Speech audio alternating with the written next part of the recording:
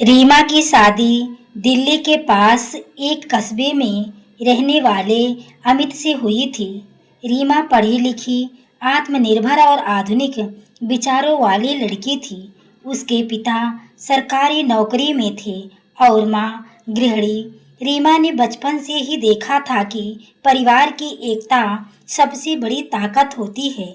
जब वह शादी करके ससुराल पहुंची तो दिल में थोड़ी घबराहट थी। सबसे बड़ा सवाल उसके मन में यही था कि क्या मेरी सास मुझे अपनाएगी, क्योंकि उसने अक्सर कहानियों और टीवी धारावाहिकों में सुना था सास बहू का रिश्ता मुश्किल होता है। ससुराल पहुंचने पर सबने उसका स्वागत किया। सासू माँ सावित्री देवी ने आरती की, लेकिन उनके चेहरे की गंभीरता देखकर रीमा के दिल में डर और बढ़ गया। सावित्री देवी परंपराओं में यकीन रखने वाली महिला थी। उन्होंने जिंदगी भर अपनी गृहस्थी को संभाला था। उनका मानना था कि बहू को परिवार के रीति रिवाजों का पालन करना चाहिए। दूसरी ओर रीमा पढ़ाई और नौकरी दोनों में आगे बढ़ रही थी। वह चाहती थी कि घर की जिम्मेदारियां निभाने के साथ साथ वह अपने करियर को भी जारी रखे। शुरुआत में सब ठीक रहा, लेकिन धीरे धीरे छोटी छोटी बातों पर मतभेद होने लगे। रीमा फैशन वाले कपड़े पहनती तो सास कहती बहू सादगी में ही सुंदरता है। रीमा नाश्ते में पास्ता या सैंडविच बनाती तो सास कहती हमारे घर में पराठे और उपमा बनते हैं। कभी पूजा के समय रीमा देर कर देती तो सास नाराज हो जाती। रीमा को यूं लगता मैं कितनी भी कोशिश कर लूं इन्हें खुश नहीं कर सकती।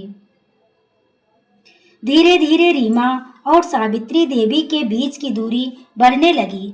रीमा रोते रोते अमित से कहती तुम्हारी माँ मुझे कभी अपनी बेटी नहीं मानेंगी, हमेशा मेरी कमियां निकालती हैं। अमित असमंजस में था।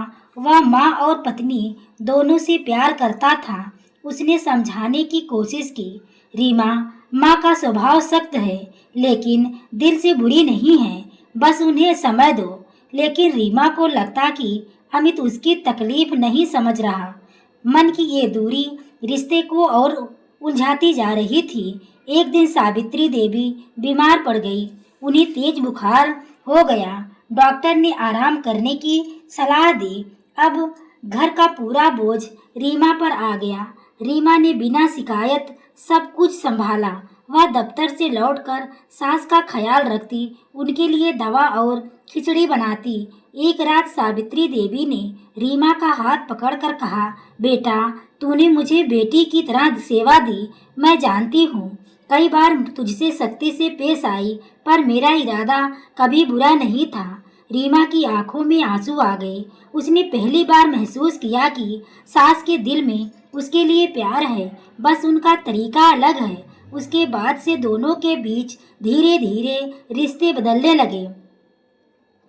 रीमा ने सास से पुराने पकवान बनाने सीखे। सावित्री देवी ने रीमा से मोबाइल और ऑनलाइन बैंकिंग सीख ली।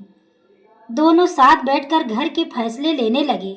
त्योहारों पर जब पड़ोस की औरतें कहती रीमा तुम्हारी सास बहुत भाग्यशाली है जो उन्हें तुम जैसी बहू मिली, तो सावित्री देवी गर्व से कहती नहीं मैं भाग्यशाली हूँ जो मुझे रीमा जैसी बेटी मिली।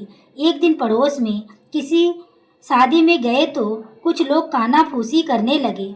देखो रीमा तो नौकरी करती है, सास बेचारी घर पर अकेले रहती है। सावित्री देवी ने यह सुना और तुरंत बोली मेरी बहू नौकरी नहीं कर रही होती तो आज हमारे घर की हालत ऐसी ना होती। उसने हमारे सपनों को पंख दिए हैं, मैं उस पर गर्व करती हूँ। यह सुनकर रीमा की आंखों में आंसू बह निकले। उसे महसूस हुआ कि सास अब सचमुच उसे बेटी मानने लगी है।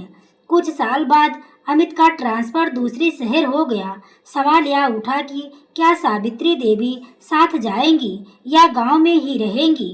रीमा ने खुद कहा माँ आप हमारे साथ चलिए, आपकी ज़रूरत हमें हमेशा है। यह घर आपका है, जहाँ आप चाहेंगी वहीं हमारा घर होगा।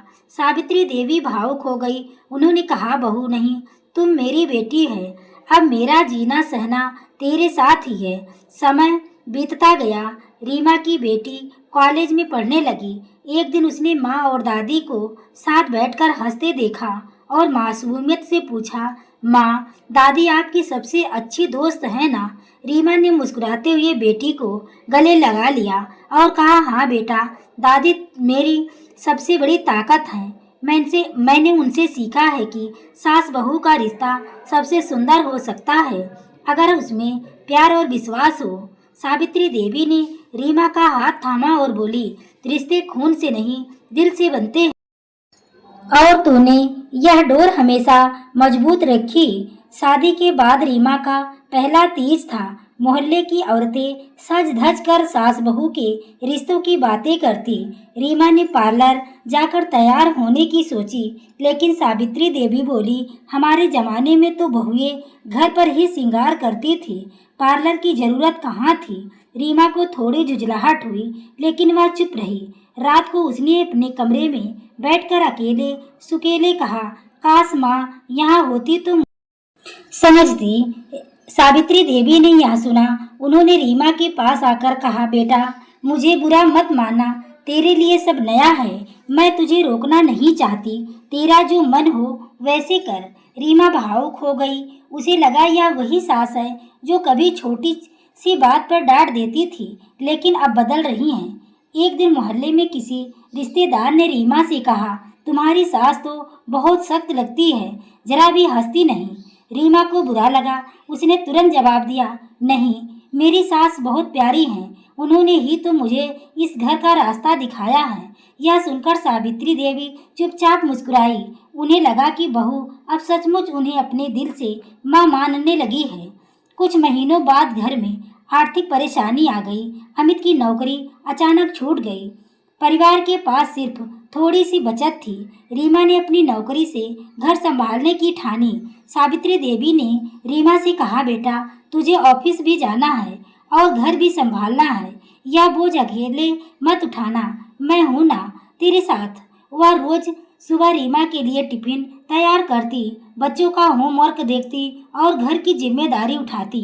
रीमा ने महसूस किया कि सास का सहारा उसे टूटने नहीं दे रहा। इस मुश्किल वक्त में सास बहू का रिश्ता और गहरा हो गया।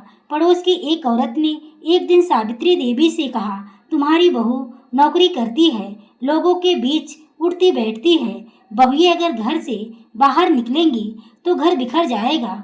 सावित्री देवी ने मुस्कुराकर कहा, नहीं, मेरी बहू नौकरी करके घर को बिखेर नहीं रही, बल्कि संभाल रही है। अगर वह ना होती तो आज हमारा घर चल भी ना पाता या नहीं, पता नहीं। रीमा ने यह सुना तो उसकी आंखें भर आई। उसने सोचा, आज माँ सास ने मुझे समाज के सामने सम्मान दिया, यही असली रिश्ता है। दीपावली आई। रीमा ने घर सजाने की पूरी जिम्मेदारी ली। सावित्री देवी उसके साथ दियों में तेल डाल रही थी। दियों की रोशनी में सावित्री देवी ने कहा, रीमा, मैंने हमेशा सोचा था कि बहू घर की जिम्मेदारी निभाएगी, लेकिन तू तो मेरी बेटी बनकर मेरे साथ खड़ी रही। आज लगता है कि तेरे बिना मैं अधूरी हूँ। रीमा ने झुककर सास के पांव छुए और कहा, माँ, आप ना होती तो मैं घर और ऑफिस दोनों कैसे संभाल पाती। हम दोनों एक दूसरे की ताकत हैं। एक दिन गांव से खबर आई कि सावित्री देवी के मायके में उनकी छोटी बहन बीमार हैं। रीमा ने कहा, माँ, आप फिक्र मत कीजिए, हम दोनों चलेंगे। गांव जाकर रीमा ने सास की बहन की सेवा की। गांव की औरतें कहने लगी, तुम्हारी बहू तो सच में बेटी जैसी है। सावित्री देवी का सीना गर्व से चौड़ा हो गया। समय बीता। रीमा की बेटी कॉलेज में पढ़ने लगी। एक दिन उसकी सगाई की बात चली। लड़के वाले आकर रीमा और सावित्री देवी दोनों से बातें करने लगे। लड़के वालों ने कहा, हमारी बहू को नौकरी नहीं करनी होगी, वह सिर्फ घर संभाले। रीमा को झटका लगा। उसने सास की ओर देखा। सावित्री देवी ने तुरंत कहा, नहीं, हमारी पोती की पढ़ाई लिखाई और कैरियर बहुत जरूरी है। अगर आपकी शर्त यही है तो यह रिश्ता हमें मंजूर नहीं है। रीमा ने सास की आंखों में देखा और रो पड़ी। उसे लगा आज उसकी सास ने न केवल बहू को बल्कि अगली पीढ़ी को भी आजादी और सम्मान दिया। सालों बाद सावित्री देवी उम्र दराज हो गई। एक दिन अस्पताल में भर्ती करनी पड़ी। रीमा उनके पास बैठी थी। सावित्री देवी ने धीमी आवाज में कहा, रीमा, तूने मुझे कभी अकेला नहीं छोड़ा। बहू से बेटी और बेटी से सहेली बन गई। अब जब मैं इस दुनिया से जाऊंगी तो दिल में कोई कसक नहीं रहेगी। रीमा फूट फूट कर रोने लगी। उसने हाथ जोड़कर कहा, माँ, आप हमेशा मेरे साथ रहेंगी। आपने मुझे सिखाया है कि रिश्ते खून से नहीं दिल से बनते हैं। कुछ दिनों बाद सावित्री देवी चल बसी। सावित्री देवी की मौत के बाद मोहल्ले में कई बातें होने लगी। कुछ औरतें रीमा से कहती, अब तुम्हारे सिर पर घर की सारी जिम्मेदारी है, देखते हैं सास के बिना कैसे निभाओगी। रीमा चुप रहती, लेकिन उसके दिल में एक डर था। रात को उसने अपनी बेटी से कहा, बेटा, मैं डरती हूँ कि माँ के बिना घर मैं कैसे चलाऊंगी या नहीं। बेटी ने मुस्कुराकर कहा, माँ, दादी माँ हमें छोड़कर नहीं गई। वो आपके दिल में हमेशा रहेंगी। जब भी आप कोई फैसला लेंगी, उनका आशीर्वाद आपके साथ होगा। रीमा की आंखें भर आई। उसे लगा कि माँ ने सचमुच उसे अकेला नहीं छोड़ा। होली आई। यह रीमा की पहली होली थी जब सावित्री देवी साथ नहीं थी। गली में रंगों का शोर था, लेकिन रीमा का मन बुझा हुआ था। वह चुपचाप आंगन में बैठी थी। तभी उसकी बेटी दौड़ कर आई और उसके चेहरे पर गुलाल लगा दिया। माँ, दादी कहती थी होली में रंग छोड़कर उदासी नहीं रखनी चाहिए। आज हम दोनों दादी की याद में खेलेंगे। रीमा की आंखें छलक उठी। उसने बेटी को गले से लगा लिया। फिर उसने पूरे आंगन में रंगों की थाली रखी और कहा, ये रंग माँ की याद है। जब तक हम इन्हें जीवित रखेंगे, उनका प्यार हमारे बीच रहेगा। उस दिन पूरा घर फिर से हंसी और रंगों से गूंज उठा।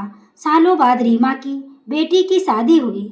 जब बारात दरवाजे पर आई और बेटी ने दहलीज पार करने से पहले रीमा के गले लग कर कहा, माँ, आज आप मुझे विदा कर रही हैं, लेकिन मुझे लगता है दादी भी यहीं खड़ी हैं। वो खुश होंगी कि उनका रिश्ता अब अगली पीढ़ी तक पहुंच गया है। रीमा रो पड़ी। उसने सोचा, सास बहू का रिश्ता एक पीढ़ी से दूसरी पीढ़ी तक प्यार और विश्वास की डोर है। माँ ने मुझे जो विश्वास जो सिखाया, वही अब मैं अपनी बेटी को दे रही हूँ। रीमा ने अपनी बेटी को विदा करते हुए कहा, बेटा, जहाँ भी जाओ सास और माँ और ससुराल को अपना घर बनाना। रिश्ते की डोर जितनी मजबूत होगी, उतनी ही खुशियाँ तुम्हारे जीवन में आएंगी। और इस तरह सावित्री देवी की सीख और रीमा का अपनापन एक नई कहानी में बदल गया। एक ऐसी कहानी जो आने वाली पीढ़ियों के लिए प्रेरणा बन गई। तो दोस्तों, आपको यह कहानी कैसी लगी? कमेंट में अपनी राय जरूर दें। कहानी अच्छी लगी हो तो वीडियो को लाइक, शेयर, सब्सक्राइब करें। आगे के नोटिफिकेशन के लिए बेल आइकन को जरूर प्रेस करें। पूरी कहानी को सुनने के लिए आपको तहे दिल से धन्यवाद।